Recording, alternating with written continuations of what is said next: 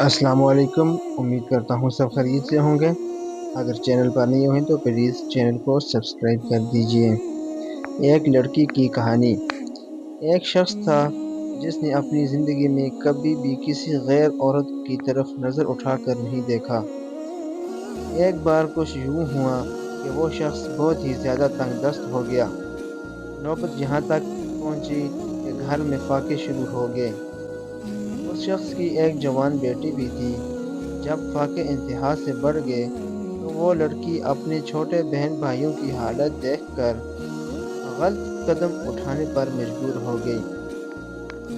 دل میں ارادہ کر کے گھر سے نکلی کہ اپنا جسم بیچ کر کچھ کھانے کا سامان کروں گی۔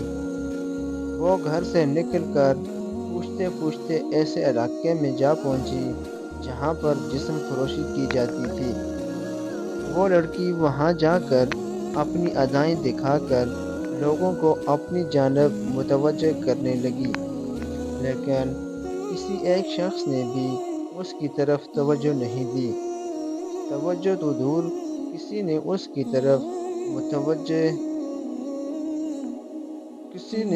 کی طرف نظر اٹھا کر بھی نہیں دیکھا۔ لوگ آتے اور اس کی طرف نظر اٹھائے بنا گزر جاتے۔ خیر، اسی طرح کھڑے کھڑے لڑکی کو شام ہو گئی۔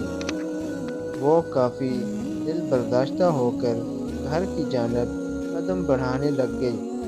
جب گھر پہنچی تو اپنے باپ کو منتظر پایا۔ پریشانی میں مبتلا باپ نے پوچھا، بیٹی تو کہاں چلی گئی تھی؟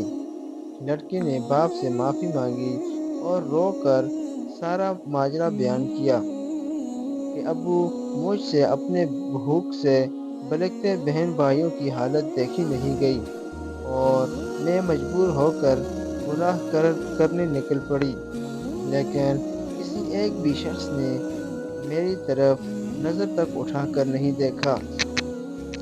سارا ماجرا سننے کے بعد باپ نے بیٹی سے کہا کہ بیٹا، تیرے باپ نے آج تک کبھی کسی غیر عورت کی طرف آنکھ اٹھا کر نہیں دیکھا، تو پھر یہ کیسے ممکن تھا کہ کوئی تیری طرف نظر اٹھا کر دیکھے؟